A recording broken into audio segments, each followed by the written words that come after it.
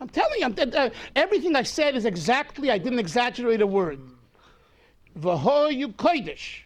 Whether a person becomes the holy person, that's between HaKadosh Baruch Hu and Hashem. We have to, and if you ask yourself, should my prayers be that I should merit to make him frum, according to what we're learning? No, that's also not. If Hashem wants to be frum, he'll become frum. You have to expose him to the Torah and to the honesty of Torah and the emes of Torah. He'll gravitate to what he feels is best. We learned, you weren't here, but we learned earlier that if your words are coming from the heart, it's going to go into his heart. If it goes into his heart, at a certain point, that heart is going to say, I want to be more Jewish, I want to be more frum, I want to be whatever, I want to be more connected. There's no question about it.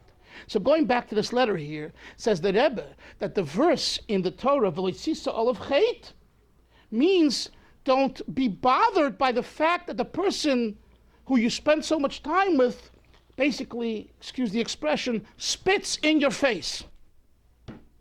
And this is not easy. It's not easy. Because the more you spend time with someone and the more you exert yourself, you have this, I want to see a result. I want to see a result.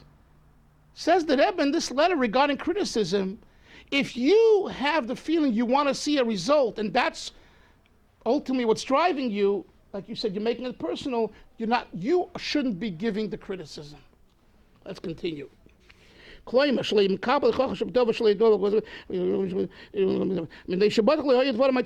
surely it wasn't words coming from your heart. Because if they were, they would have gone into his heart. Surely we know that it enters the heart. In other words, the Rebbe is saying one of the two conditions that we mentioned were not heeded. In all scolding, a person who really is concerned has to remove any iota of shtech, a shtech, that will cause pain to the recipient. When you give musar, is there an iota in your consciousness that I want to shtech him, I want to really get?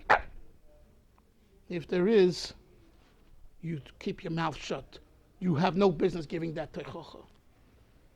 The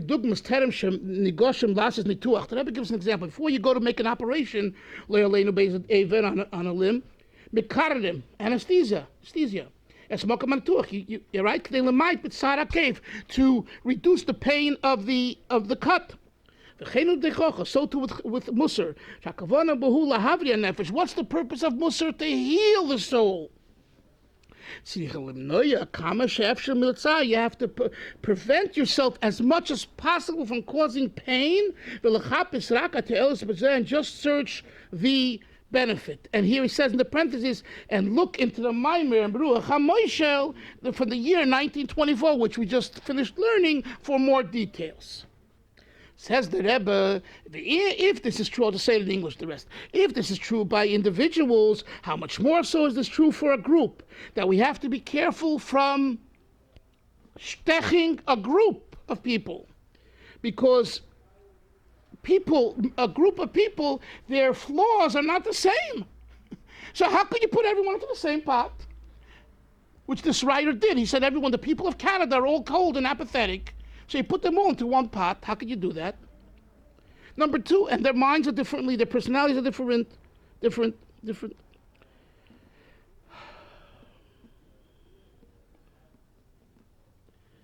then the Rebbe says,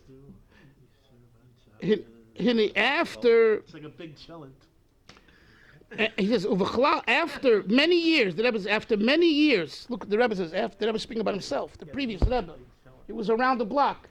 After many years of observing people, his stock was b'kibbutzim, shoinim, all kinds of Jews. The Rebbe says, I've observed for many years many groups of people in many different countries and different parties and different beliefs.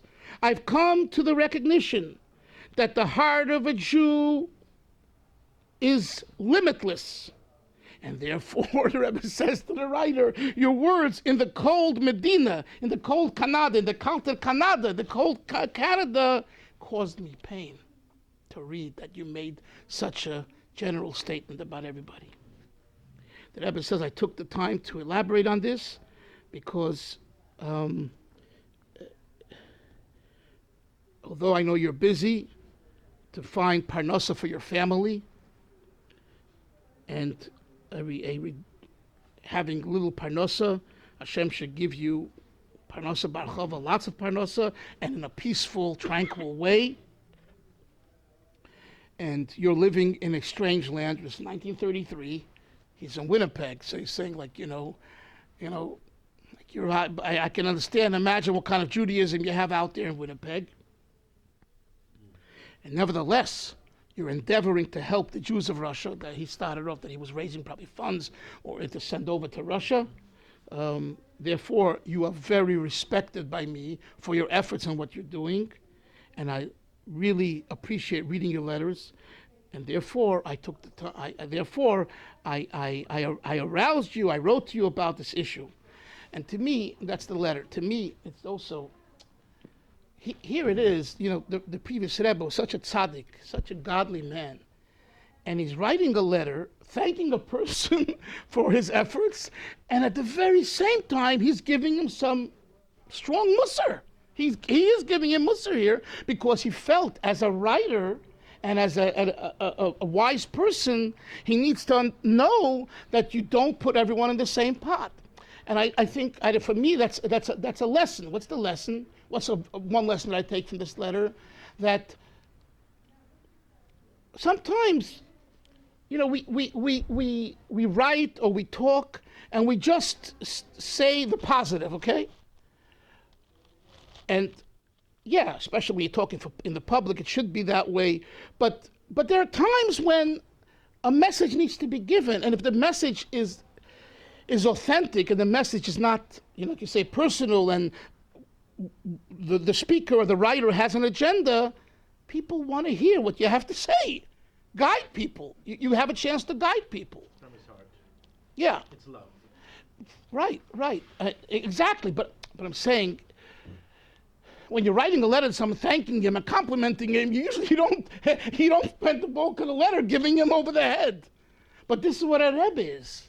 See, when you're trained in this way of life and thinking, it's appreciative. We're looking for a